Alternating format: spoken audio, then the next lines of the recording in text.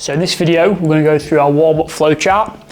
The intention is to give you an idea of how to specifically warm up for yourself, for your current circumstances, based on how you're feeling for the day, but also for the sort of things that you might be training for as well. So just to give you a bit more of a clear idea and make it a little bit more specific, if we imagine that I'm about to go into a session that's going to involve some squatting, some pressing and some deadlifting. Okay, so let's take them three movements and say they're the kind of my primary strength movements for the day. Let's use that as a filter as we're going through this, and then I can give you some sort of context around specific exercises that you might put into each category. So before we get into kind of how the flow chart works using the questions, the key thing to think with our warm-ups is there's four main sections. So you've got your raise section, you've got your mobilize section here in blue, your activate section, and then your prime section at the bottom there in green. So raise, essentially, it's about increasing our heart rate, getting our body temperature up there. That's going to make our joints and muscles more malleable. So then when we get into our mobilize phase, there's going to be a little bit more give there for us instead of just feeling like, oh, real clunky when you get into some stretches. Mobilize obviously is about, increasing range of motion if we need to in areas that we need for the movements that we want to do, or for joint ranges that we use in our sport or in our day-to-day life that maybe, could do with being improved. That's a chance to do that there. Activate is activating the key positions and muscles that we're going to be using for our main exercises. So for example, if I'm squatting first, I might be doing some exercises to really activate them quads. From there, the prime section, we'll get to that a little bit more towards the end, but that's essentially almost overwarming ourselves. So doing something, pretty stimulating. And then when we get into our first working sets, we'll feel pretty good, we'll feel pretty ready to crack on. We won't feel like we need to raise our ability or raise our performance level for that day anymore, because we've already primed ourselves, we're already really good to go. So let's use the questions now. So first question, you're coming into warm up, number one, are you cold? Right, are you chilly? If the answer is yes, then you're going to go into 5 to 10 minutes of raise. If the answer is no, you can move on to the next question. What do I mean by cold? Well, obviously if your body temperature is low, so it's cold outside, straight away you're gonna want to do a raise section.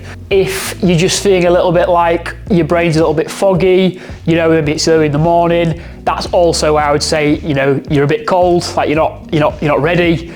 So again, in that case, I would go into a 5 to 10 minute raise. What does a raise look like? This is the least specific part of the session, I would say, where it could just be sitting on the bike or the rowing machine, could be going for a little jog.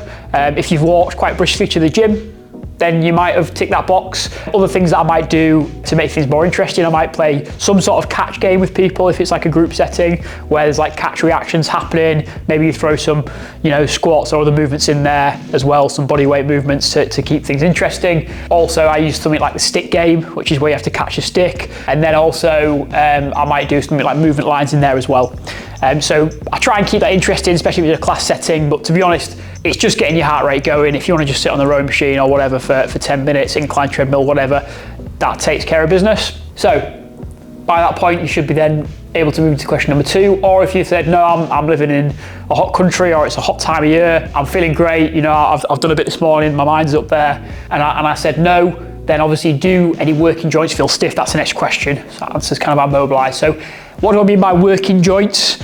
Working joints are the joints that are going to be moving when you're doing your key exercises. So I said that the session was going to be squat, deadlift and press. So kind of most of our joints are going to be working there. So kind of I'm looking at my full body. Do any of them feel stiff? Are any of them feeling a little bit clunky? If my knees are feeling a little bit clunky, which sometimes they do, I might go into some mobilizing for them. So if the answer is yes there, then I might look at, okay, 20 to 30 second stretch. Let's maybe pick a couch stretch. Following that on from that, I then might do a dynamic stretch. So once I've finished my couch stretch, I then might do some lunges, like reverse lunges, maybe with a reach over my head, and do about 15, 20 reps there. And then what I'll be doing there is go from that static stretch where I'm increasing that range of motion in that position, and then I'm taking it into a dynamic stretch where I'm actually then starting to bring some movement, some coordination into that joint. Okay, Same could be applied for your shoulders if you need some work on your shoulders or elbows for pressing. You know, you could do some sort of overhead shoulder stretch, lat stretch for example, and then you go into maybe some sort of banded, you know, dislocate or something along these lines. Okay, and that's how you could apply that. You might have to do that for multiple joints. Some people have to spend a bit of time in this mobilized section. I wouldn't spend too long. I think some people will spend half an hour there and that's probably overkill. Some people may have to spend 10 minutes or so in there. From there, if your joints did feel stiff, you've gone through them, you've mobilized them, you should be able to then go into question 3. Obviously, if you go through your body, you're feeling good, you're feeling fresh, you might not need to go into that section. And then the third question, which kind of primes us for the activate, do any joints feel clunky when performing the working movement? If, for example, again, if I'm pressing, right, and as I'm pressing, I find that my wrists, you know, or my elbows feel a little bit sore. Okay, and they just don't, you know, I'll sometimes do my first few sets and they just don't feel that great.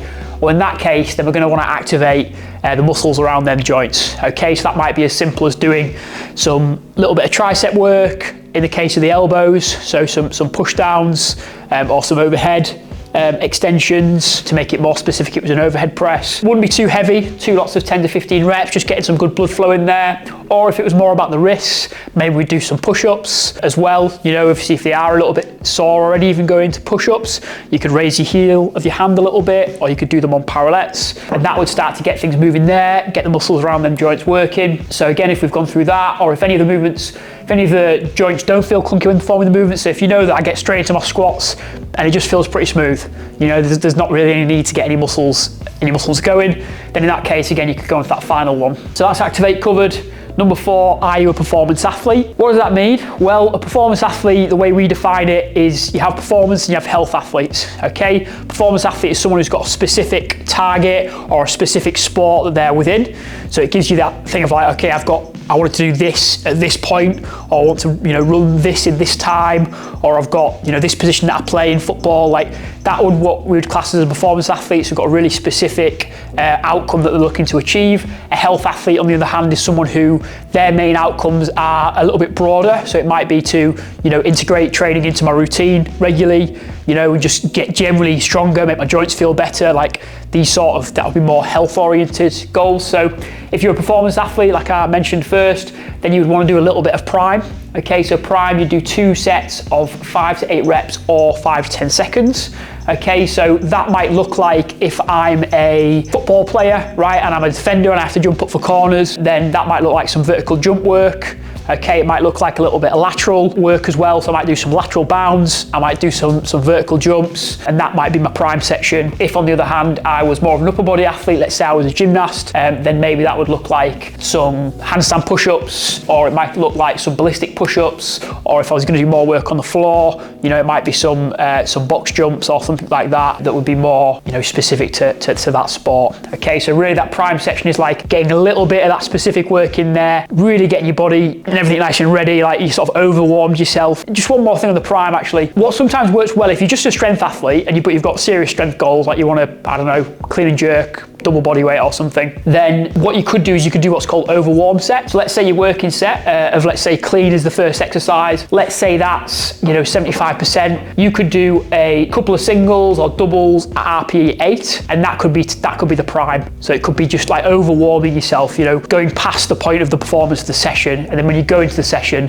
things might feel a little bit better. So essentially that prime section is just to really give us that stimulus of high performance, and then we'll get into our main working set. As you can see down in purple, it says set 1. So in some cases, you might go through all these questions and be able to go straight into set 1. That does happen. It's rare, and in most instances, everyone's going to want to do some parts of the warm-up, I would say. This is just a nice little flow chart and a nice series of 4 questions that you can run through in order to give yourself a good idea of what you want to do in a warm-up. I find warm-ups a really interesting but also arduous part of the training process. Sometimes you just don't want to do it. So this hopefully will just give you like a real clear step-by-step process to be like, this is what I need to do today, and then you can crack on, have a good warm-up, and then ultimately have a good session. Thanks for watching and enjoy.